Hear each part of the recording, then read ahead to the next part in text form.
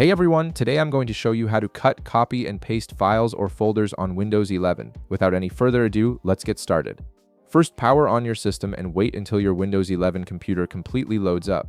This ensures all system processes are running smoothly before you start working with your files. Once your PC is ready and you can see your desktop, we can begin. Now navigate to your Windows desktop and locate a sample file or folder where we can demonstrate the cut, copy, and paste functions.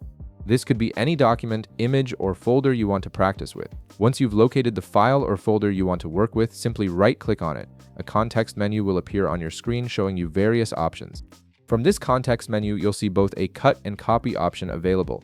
Here's the key difference between these two functions. If you wish to move your file to a different location, click on Cut. This removes the file or folder from its original directory and prepares it to be placed elsewhere. Think of it as picking something up to move it somewhere new. On the other hand, if you click Copy, it leaves the original file in place and creates a duplicate that you can paste elsewhere.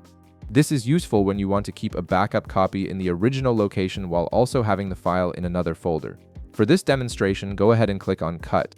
You'll notice the file or folder might appear slightly faded or dimmed, which indicates it's been cut and is ready to be moved. Now open the new file or folder location where you want to place this item. This could be another folder on your desktop, a folder in your documents, or even an external drive.